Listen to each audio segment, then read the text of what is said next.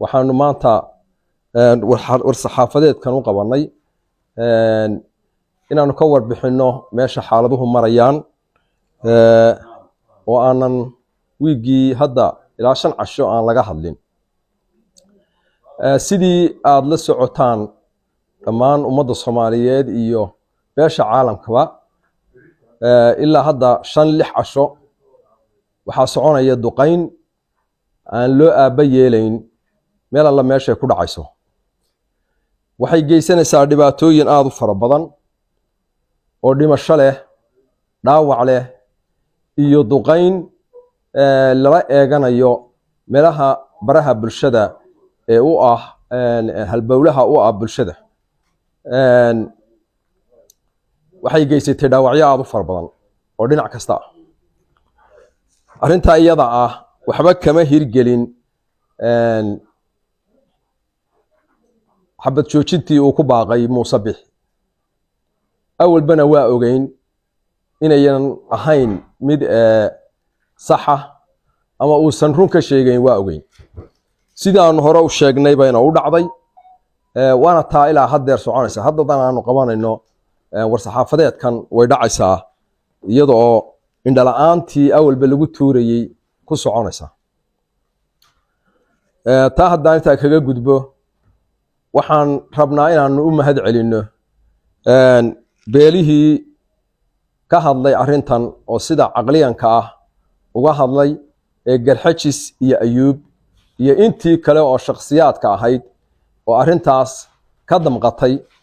oo ay ugu horeeyaan iyana xildhibaanadii oo kamid ka ahaa Maxamed Abiib iyo raggii lamid ahaa ee arrinta tan sida xaqiiqda ah iyo dhabta uga hadlay iskuna garab taagay iskuna kaaya garab taagay ogolaanshaha iyaga iyo sida aanu jecelnahay qirayna inaanu nahay dad nabadda u diyaara laguna cadaynayo waxaan suurtagal ahayn waxaanu ummadda Soomaaliyeed iyo beesha caalamkaba u sheegaynaa sidaan horeba ugu sheegnay aan ku celinaynaa mar labaad iyo mar saddexaad meeshan inaanay joogin argagixiso oo Muuse mar isagoo marba uu si u dhigayo oo marna leeyahay argagixiso taliyihiisa ciidamaduna oo maleeshiyadiisa mas'uulka ka ahina uu maalintii ugu dambeysay lahaa waa argagixiso aanu ka badbaadinayno geeska Afrika iyo caalamkaba waxaan leenahay Nuux Taaniyo adiga argagixiso ah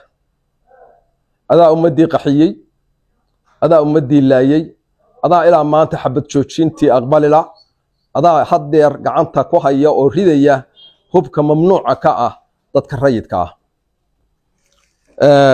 taa haddaan intaa kaga gudbo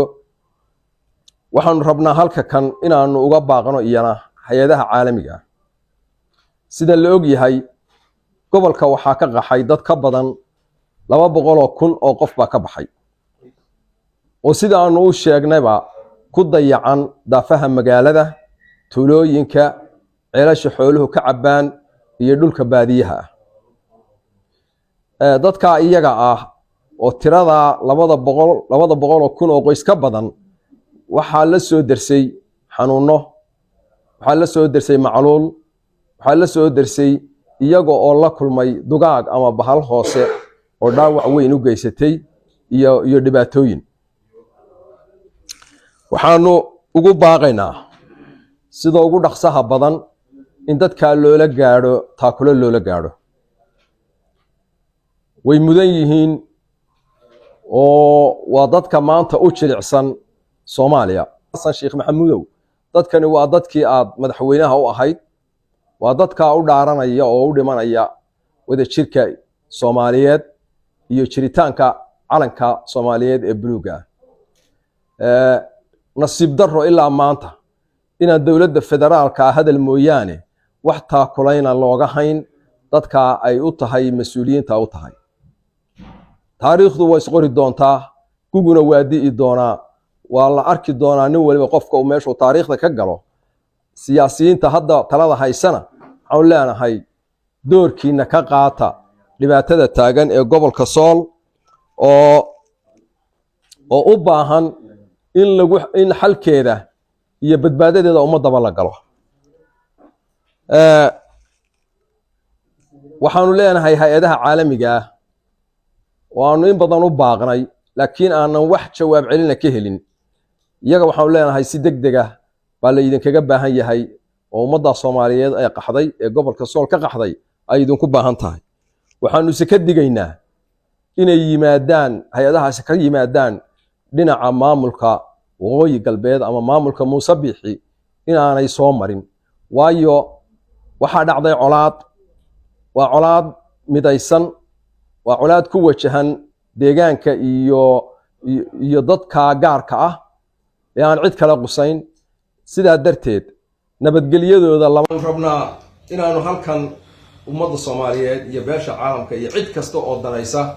wanaagga bini'aadanimada inaanu gaarsiino mar hadday xabad joojintii Muuse Biixi uu sheegay ay shaqayn weyday inaan la isku khaldin waxa jooga iyo waxa maanta ummadda gobolkan isimada guddida iyo bulshaweynta SSC waxay isku raacsan yihiin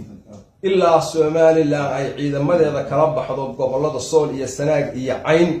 inaan wax nabadgelyo ah aan ka suurtoobin sidaa darteed waayo waxaa jira curfiga dhacay iyo sida uu u dhigay xabad joojinta oo ay u suuroobi weyday waxay dhalisay calool xumo waxay dhalisay colaad waxay dhalisay is-aamin la'aan bay dhalisay marka sida qura oo lagu heli karaa wada hadal iyo nabadgelyo lagu heli karaa ku suuroobi kartaa waxa weeye in ciidanka laga saaro deegaanka SSC